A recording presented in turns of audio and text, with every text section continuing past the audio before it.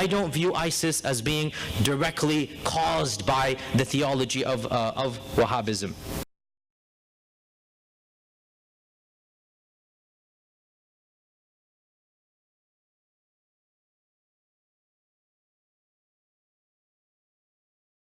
The question is, what is your view of Wahhabism, and is Wahhabism connected to the ideology of ISIS? Wahhabism is a strand of Sunni Islam. Sunni Islam is the dominant interpretation of Islam. Around 80 to 85% of Muslims are Sunni, and around 15 or less than 15, because there's like 1% that are miscellaneous, neither Sunni nor Shiite. Sunnis and Shiites together make 99% of the Muslim world. So Sunnism, with 85% of the Muslim world, obviously has strands within it, right? Similar to, let's say, Protestant Christianity, there are many interpretations of Protestant Christianity, and Wahhabism is one particular strand or interpretation which is predominant in the country of Saudi Arabia and in Qatar, and recently it has become very popular across the globe. To give you one example, in Egypt, when there was a free and fair election 4.5 years ago, for the first time in over 100 years, when Egypt had its first democratic election, the Muslim Brotherhood won the majority of the votes. 25% of the votes went to Wahhabist, or it's also called Salafist parties, which really demonstrates that they are not an insignificant minority. Now, much has been said about Wahhabism or Salafism, and the fact that it has linkages to ISIS or Al-Qaeda, and in my estimation, this is an oversimplification to the point of almost being incorrect. The fact of the matter is that these movements, Al-Qaeda and others, they have emerged from a merging of multiple strands of Islam,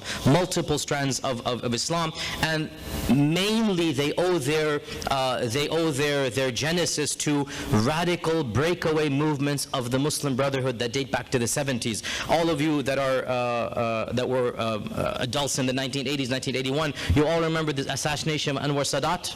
You all remember Anwar Sadat? Anwar Sadat was assassinated by a very radical organization that was a breakaway from the Muslim Brotherhood. The Muslim Brotherhood, by and large, has not resorted to terrorist activities. This organization felt we need to expedite. They broke away and they succeeded in assassinating Sadat. Well, Ayman al-Zawahiri, who is now the current CEO of Al-Qaeda, the chief of Al-Qaeda, was actually a minor card-carrying member of this organization that assassinated Sadat. So he was actually jailed for being a member. He wasn't involved in the plot, he was a member. So yes, Salafism or Wahhabism has some effect on these movements, and you have certain theological tendencies that are demonstrated. So for example, Salafism or Wahhabism does not endorse religious icons or statues.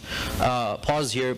So Protestants and Catholics, very similar understanding, that if you go to a Protestant church or a Catholic church, in a Protestant church you're not going to find figurines, statues of Mary or whatnot, nor will you find prayer being directed to saints, whereas in a Catholic church it might be more common. And Martin Luther and the entire Protestant movement, for example, strongly discouraged, in fact considered it blasphemy, considered it a stepping stone to idolatry, to pray to these figurines and to invoke. So Salafism is a type of Protestant Islam, and that is why Salafism does not like icons, which is why certain movements such as Al-Qaeda and ISIS like to destroy religious icons that are figurines, as they try to destroy the statues and whatnot. Okay, so that is Salafism. But the militancy or the jihadism or the radicalization, that is not coming from Salafism. Most Wahhabis, I'm using the term interchangeably, there's a minor difference, we're not going to get into this. Most Wahhabis are very apolitical, very pacifist.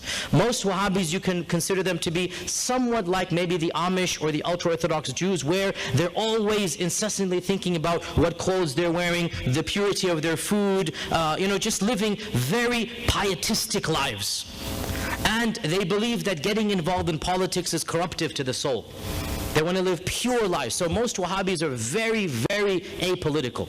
So rather than viewing them as somehow being a threat or a danger, the fact of the matter is that they're some of the most innocent, innocuous movements when it comes to living in broader society. They might have views that are that are unpalatable, no doubt about that. They view, their views of integration or of women. Yeah, they have their own, but I don't view them very different than ultra-Orthodox Jews, for example, in how they view. They want to live their own lives. So I don't view ISIS as being directly caused by the theology of Wahhabism.